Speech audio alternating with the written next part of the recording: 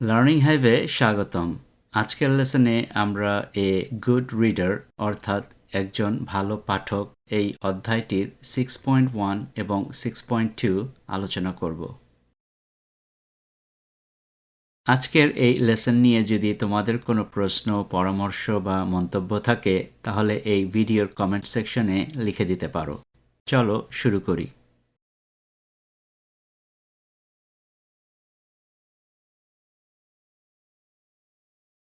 শুরুতে এই ইউনিটের ভোক্যাবুলারি জেনে নেই। স্ট্র্যাটেজি, কৌশল। Football coaches must have strategies to win games.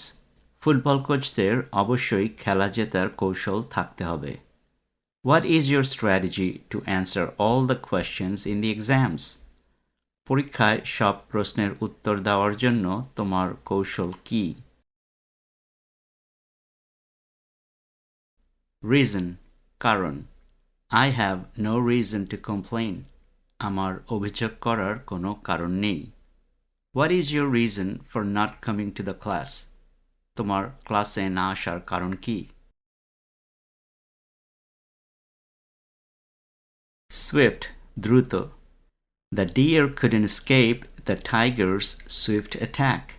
বাঘের দ্রুত আক্রমণ থেকে হরিণটি পালাতে পারেনি। The plane soared through the sky swiftly and disappeared into the cloud. বিমানটি দ্রুত আকাশে উঠে মেঘের ভেতর অদৃশ্য হয়ে গেল। Chew, চিবানো। You should not chew gum in class. তোমার ক্লাসে গাম চিবানো উচিত নয়। Some foods are too hard to chew. কিছু খাবার চিবানো খুব কঠিন। Endanger, বিপন্ন বা বিপদগ্রস্ত। We must protect endangered animals. আমাদের অবশ্যই বিপন্ন প্রাণীদের রক্ষা করতে হবে। Driving a car without a seatbelt can endanger your life. Seatbelt ছাড়া গাড়ি চালানো জীবনকে বিপদগ্রস্ত করে তুলতে পারে। Mention, উল্লেখ করা। She mentioned her favorite book during our conversation. আমাদের কথোপকথনের সময় সে তার প্রিয় বইটির কথা উল্লেখ করেছিল। The teacher mentioned an upcoming test during class today. শিক্ষক আজ ক্লাস চলাকালীন সময়ে একটি আসন্ন পরীক্ষার কথা উল্লেখ করেছেন। Guess, অনুমান করা। Can you guess what color this flower is? তুমি কি এই ফুলের রং অনুমান করতে পারো? I'll give you 3 chances to guess the correct number. আমি তোমাকে সঠিক সংখ্যা অনুমান করার 3টি সুযোগ দেব। Consist of, গঠিত হওয়া। A cricket team consists of 11 players. একটি ক্রিকেট দল 11 জন খেলোয়াড় নিয়ে গঠিত হয়। Water consists of hydrogen and oxygen. পানি হাইড্রোজেন এবং অক্সিজেন নিয়ে গঠিত। Camouflage, ছদ্মবেশ। The soldiers wear camouflage uniforms to blend into the surroundings. সৈন্যরা আশেপাশে মিশে যাওয়ার জন্য ছদ্মবেশী ইউনিফর্ম পরে। Many animal skin colors act as camouflage to blend in with nature. অনেক প্রাণীর গায়ের রং প্রকৃতির সাথে মিশে যাওয়ার জন্য ছদ্মবেশ হিসাবে কাজ করে। Escape, পালানো। The thief has escaped from the prison. চোরটি জেল থেকে পালালো। There is no escape from reality. বাস্তব থেকে কোনো রেহাই নেই। Recognize, চিনতে পারা। I could not recognize her voice. তার কণ্ঠস্বর আমি চিনতে পারিনি। It took me a moment to recognize him. তাকে চিনতে আমার একটু সময় লেগেছে। তুমি তোমার ক্লাসের সঙ্গীতের নিয়ে নিচের এই প্রশ্নগুলো জিজ্ঞাসা করো এবং উত্তর দাও। তারপর পুরো ক্লাসের সাথে তোমার উত্তরগুলো শেয়ার করো। What are the texts you usually read? তুমি সাধারণত কী ধরনের লেখা পড়ো? Do you face difficulties understanding them? তুমি কি এগুলো বুঝতে অসুবিধার সম্মুখীন হও? Can you remember a text you didn't understand? তুমি বুঝতে পারোনি এমন একটি লেখা মনে করতে পারো? What was the text about? Was it a poem, essay, newspaper article, story, or something else? লেখাটি কিসের সম্পর্কে ছিল? এটি একটি কবিতা, প্রবন্ধ, সংবাদপত্রের নিবন্ধ, গল্প বা অন্য কিছু ছিল। Why didn't you understand the text? List your reasons in the given space. লেখাটি বুঝলে না কেন? তোমার কারণগুলো তালিকাভুক্ত করো।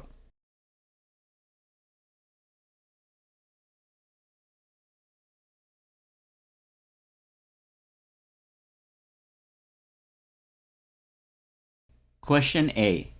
What are the texts you usually read? তুমি সাধারণত কী ধরনের লেখা পড়ো? তুমি যদি সাধারণত ছোট গল্প পড়ে থাকো তাহলে বলবে I usually read short stories. তুমি যদি নিউজপেপার আর্টিকেল পড়ে থাকো তাহলে বলবে I usually read newspaper articles. তুমি যদি কবিতা পড়ে থাকো তাহলে বলবে I usually read poems. তুমি যদি সাহিত্য পড়ে থাকো তাহলে বলবে I usually read literature. তুমি যদি অনলাইন ব্লগ পড়ে থাকো তাহলে বলবে I usually read blogs.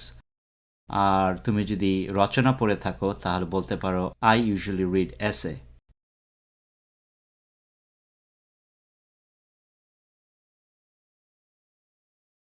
Question B. Do you face difficulties understanding them? এগুলো বুঝতে তুমি কি অসুবিধার সম্মুখীন হও? এই উত্তরটি আমরা এভাবে দিতে পারি I sometimes face difficulties understanding vocabulary, context, or even the message the author is trying to convey.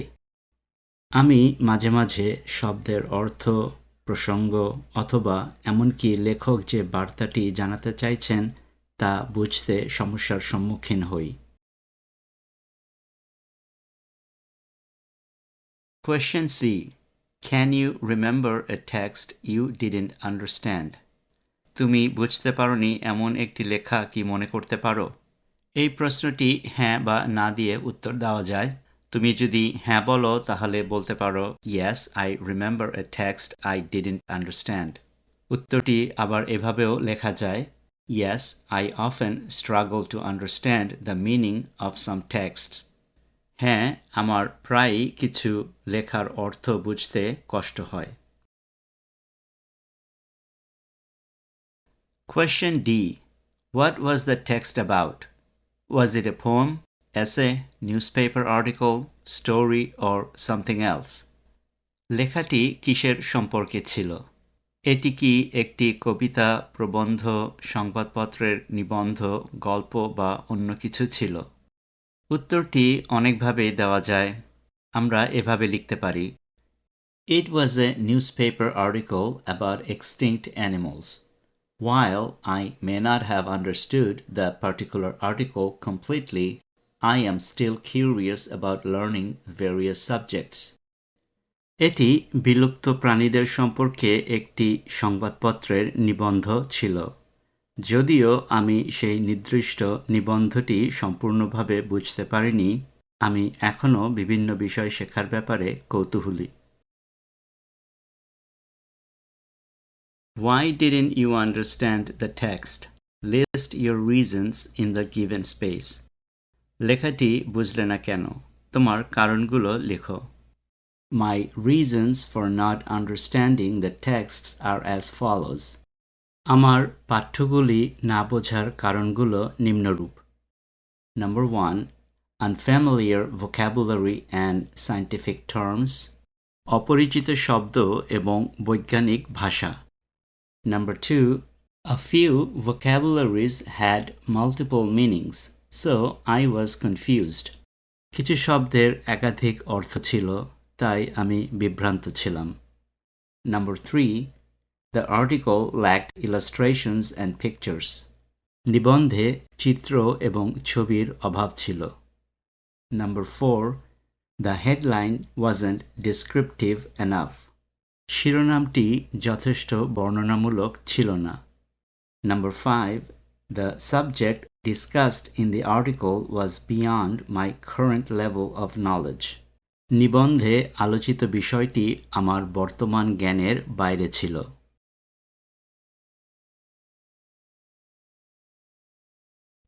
এখন আমরা এই অধ্যায়ে আলোচিত কিছু ভোক্যাবুলারি সম্পর্কে জানব।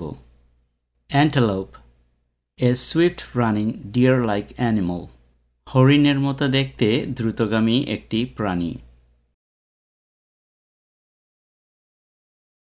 Ruminant, an animal that brings back food from its stomach and chews it again like a cow. জাবরকাটা প্রাণী, একটি প্রাণী যে তার পেট থেকে খাবার ফিরিয়ে আনে এবং আবার সেটি চিবিয়ে খায়, যেমন গরু। Eurasia, a combined continent consisting of both Europe and Asia. Europe এবং এশিয়া উভয়ের সমন্বয়ে গঠিত একটি সম্মিলিত মহাদেশ।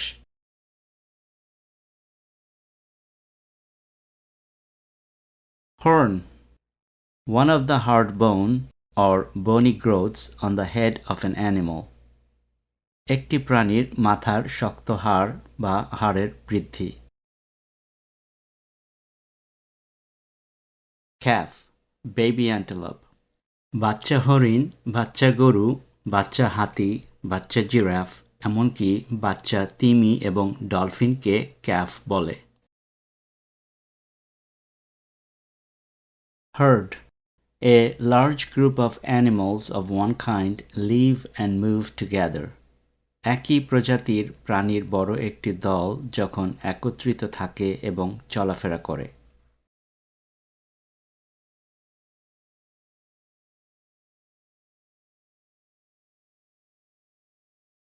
Tree shoots, the part of a plant that comes up above the ground when it is just beginning to grow, or a new part that grows on an existing plant.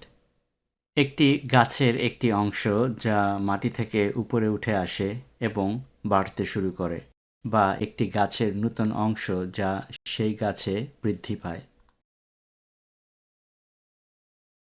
এখানে column এ তে কিছু শব্দ দেওয়া আছে এবং column B তে তাদের অর্থ দেওয়া আছে। কলাম এ এর শব্দগুলোর সাথে কলাম বি এর অর্থগুলো ম্যাচ করতে হবে। সাবস্পিসিস, সাবস্পিসিসের সাথে ম্যাচ হবে one of the types of a particular species, অর্থাৎ একটি নির্দিষ্ট প্রজাতির আরেকটি প্রকার বা ধরন। Endangered, endangered এর সাথে ম্যাচ হবে someone or something is in danger, অর্থাৎ কেউ বা কোনো কিছু যখন বিপদগ্রস্ত। Exotic, এখানে কলাম বি তে এক্সোটিক শব্দের কোনো অর্থ খুঁজে পাওয়া যায়নি। Exotic শব্দের অর্থ attractive and unusual because colorful or out of the ordinary. যখন কোনো কিছুকে সেটির রঙিন এবং অসাধারণ বৈশিষ্ট্যের কারণে আকর্ষণীয় এবং লক্ষণীয় লাগে, তখন আমরা সেটিকে এক্সোটিক বলতে পারি, যেমন exotic birds, exotic fish, exotic butterfly, exotic plant ইত্যাদি। এমনকি আমরা একটি স্থানকেও এক্সোটিক বলতে পারি, যেমন an exotic island. Guess, guess শব্দটির সাথে ম্যাচ ঘটবে to form an opinion without knowing, অর্থাৎ না জেনে বা অনুমান করে যখন কোনো মন্তব্য দেওয়া হয় বা করা হয়। Predators, অর্থাৎ শিকারী। প্রেডেটরসের সাথে যেটির মিল ঘটবে সেটি হচ্ছে an animal that lives mostly by killing and eating other animals, অর্থাৎ একটি প্রাণী যখন অন্য কোনো প্রাণীকে হত্যা করে খেয়ে বেঁচে থাকে। Curious, অর্থাৎ কৌতূহলী। কিউরিয়াসের সাথে ম্যাচ হবে eager to learn or know, অর্থাৎ জানতে বা শিখতে উদগ্রীব। ডিটারমিন অর্থাৎ নির্ধারণ করা, এটির সাথে ম্যাচ ঘটবে টু ডিসাইড সামথিং, অর্থাৎ কিছু সিদ্ধান্ত নেওয়া। আজকে এ পর্যন্তই।